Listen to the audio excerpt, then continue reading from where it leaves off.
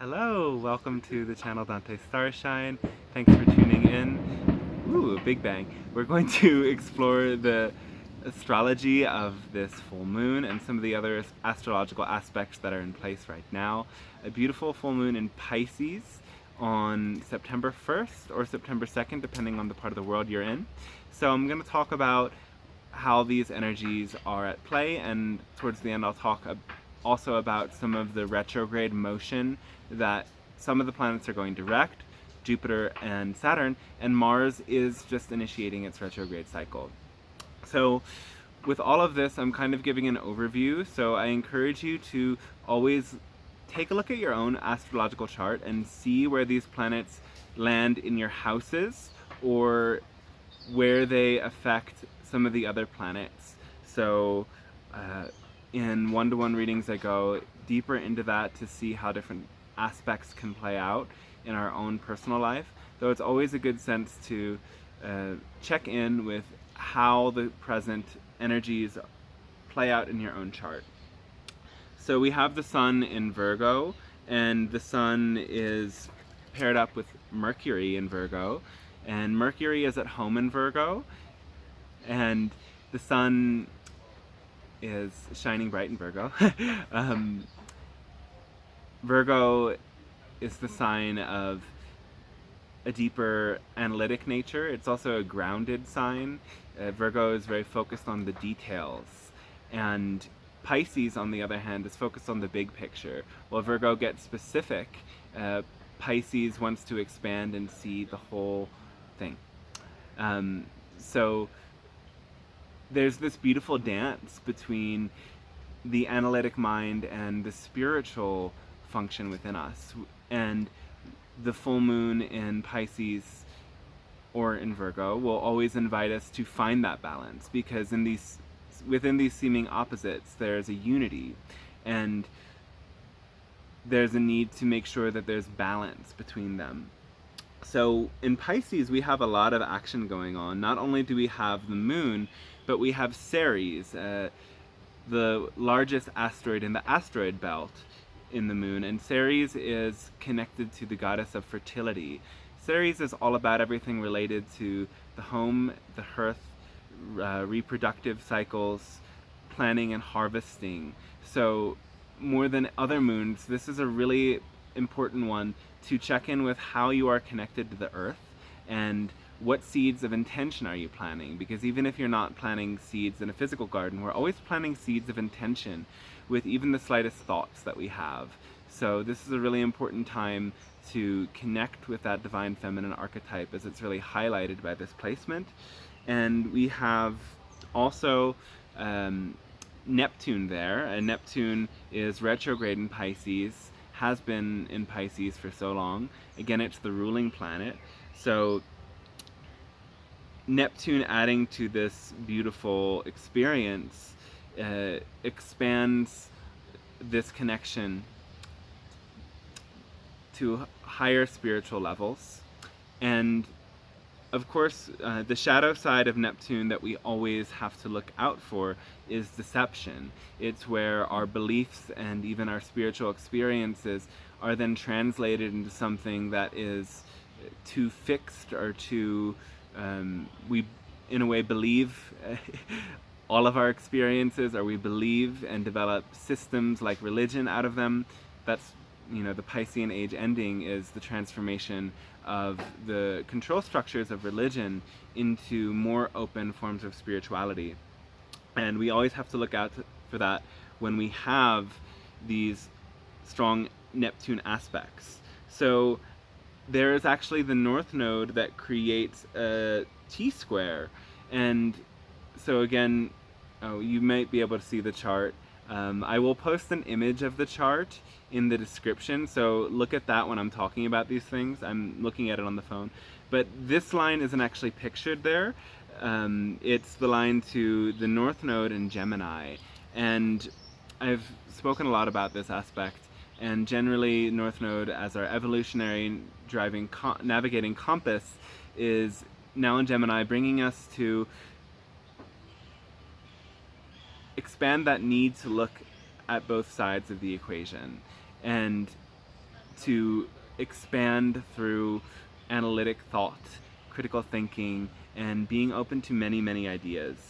So a mutable T-square happening now between Mercury, the North Node, and Neptune is perhaps creating a conflict between our mind's analytic function, this greater spiritual expansion, and allowing it to be a moment for us to expand in new ways.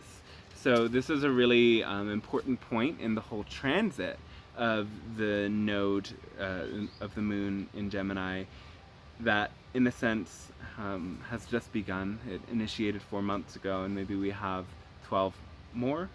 Maybe I'm wrong with those numbers, I think. But anyway, so that's the sun and the moon, and we have also a beautiful trine, a grand trine actually, a grand earth trine. And perhaps this is the most salient and striking aspect of this whole chart. And this is going to be especially pertinent to people who have a lot of placements in earth signs, especially the degrees like 0 to 20 of the earth signs. The degrees closest to 10 are the strongest because, again, the sun and Uranus are directly in that 10-degree spot. It affects then Jupiter and Pallas Athene in Capricorn. And Jupiter is almost at the end of its retrograde cycle, as is Saturn. And this grand earth trine, a grand earth trine, expands our ability to manifest, to be connected with the earth, to expand perhaps practical aspects of our life. Though with Uranus in it, it's like bringing a revolution to how we relate to material expressions and experiences. So we can't talk about the Capricorn aspect of it without noting that Venus is opposed to all of the planets in Capricorn right now. And this could be perhaps a challenging financial time in the collective where the, it turn in harsh directions that we've been expecting for a long time becomes more of a reality. Who knows? Venus, the energy of love, beauty, and also material expressions and money, all of this, is opposed to many planets here. It affects most directly Saturn. It's in a direct degree of Saturn, and Pluto and Jupiter. So there can be a feeling that this energy of love is being restricted or shut down, that we're not fully allowing ourselves to express our love. And this has, of course, happened with other planets going opposite to all of those Capricorn planets. Though this is, in a way, one of those last hurrah big oppositions with something in Cancer, and so this is a really important moment to take in all of those lessons of Cancer, which to me also is like synchronistically aligned with Ceres being very close to the moon in this. So this feminine archetype is strong, and it's the energy that is rising within our times now as we're coming to end this patriarchal cycle. So we may have themes relating to that coming up with this opposition. Okay. It's actually also another square. I talked first about the Venus opposition, but you'll find there's a conflict between Venus and Mars. The feminine and masculine archetypes are in this great conflict, and it's an amazing time to bring awareness into that conflict, how it manifests in your life. Do the masculine and the feminine archetypes align within you? Are you allowing fully both of these energies within you to express themselves? And there's a masculine and feminine component to everything in our lives, to how we create, to how we relate to other people, to our relationship with money and material things we own, to our business. There's a masculine and feminine component to all of them. And we want to have balance within that in every aspect of our lives. And this is a really potent moment because also, well, Venus is not necessarily related to Cancer, but they're both in a way associated with the feminine energy. Aries and Mars, they're associated with each other. Mars is at home in Aries. Mars is doing a long retrograde cycle in Aries. So these two planets that are the primordial expressions of the masculine and feminine are in the masculine and feminine signs and are in conflict. So this is kind of a grand setup for our Mars retrograde cycle, which is going to begin in a couple, maybe 10 days, I believe, after this full moon. And Mars retrograde in Aries is a long chapter. Mars won't leave Aries until the end of the year about. And through Mars retrograde, we're contemplating our actions, how we attempt to create. We're contemplating what our will and our ego really means and how we use it. And Mars is presently aligned with Black Moon Lilith and Eris. Eris is this goddess of discord that shows us how we can use chaos to create renewal. And Black Moon Lilith is our instinctual, unconscious drive. And it's also connected to this inner rebel within us that in a way breaks the old cycles. So this Mars retrograde is going to be all about disrupting the old within us. What keeps us in these negative lower energies? And so, you know, we are coming to the end of a patriarchal era, and the other retrograde planets are in another very masculine sign, the grandfather figure, you could say, whereas Aries is the warrior. The Capricorn is like this grandfather energy. And when the planets go direct, like they go direct around the same time that Mars goes retrograde, we can experience possibly a sense of moving forward, but it could also invite in another moving forward in the energy of restriction that we're seeing globally. So that's going to be a really telling time in this month of September of what the future looks like and what we can anticipate to see through the winter months. So be prepared and allow those moments of the going direct to be really clear signs for you of what you need to do to move forward in your life. Where Mars going retrograde is going to ask you to do that with more conscious awareness, and is going to ask you to look at perhaps how these disruptive archetypes are at work within us. And in Aries, it's all about that striving for individuality. And we want to give ourselves fully that desire and that experience of being individuated without cutting ourselves off from the collective. So being fully who we are, knowing that our unique gifts serve the needs of the public, whereas making ourselves this isolated, higher than individual, that expression of individualism is actually the toxicity of our current era that we are breaking down. So it's moving out of the individualistic expression into individuality that serves the whole. And that is the whole archetype of Aquarius, really, as we're moving into the Aquarian age. So the the Jupiter and Saturn direct action is really telling to the conjunction in Aquarius that they will experience towards the end of the year, around December 26th, I believe it is.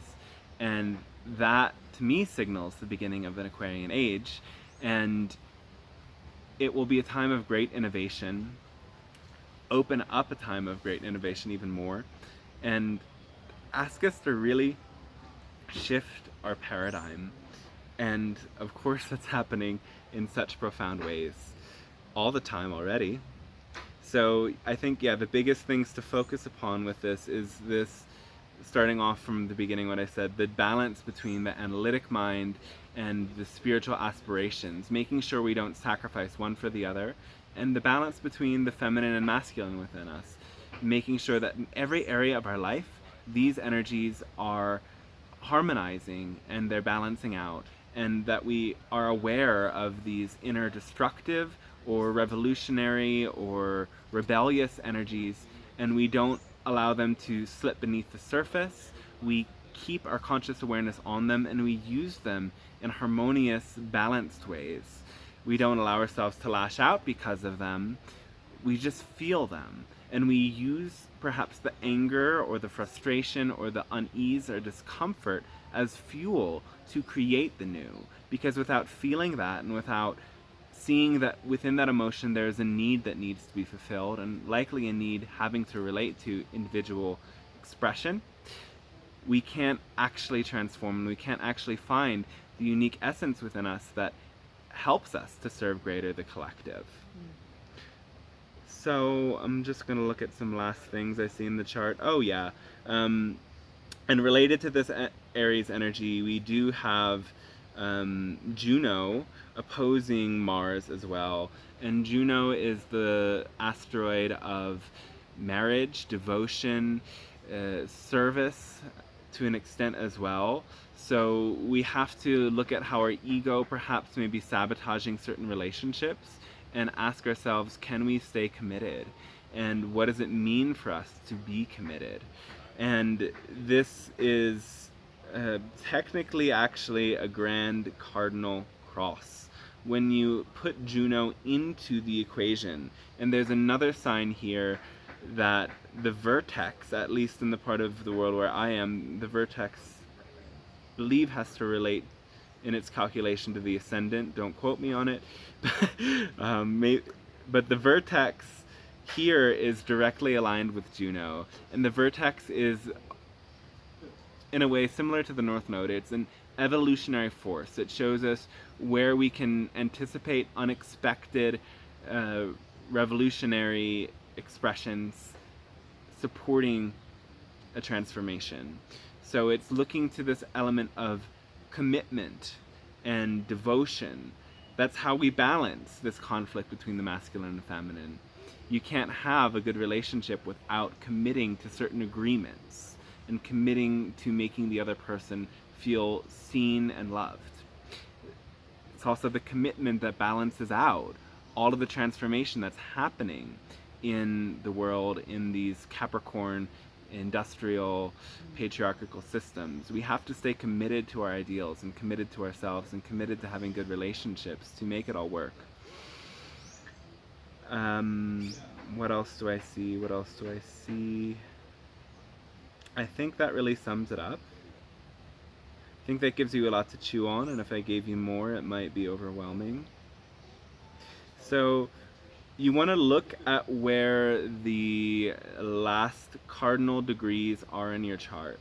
Look at these cardinal points. Aries, Capricorn, Libra, and Cancer. And look at the mutable. First I'll talk about this.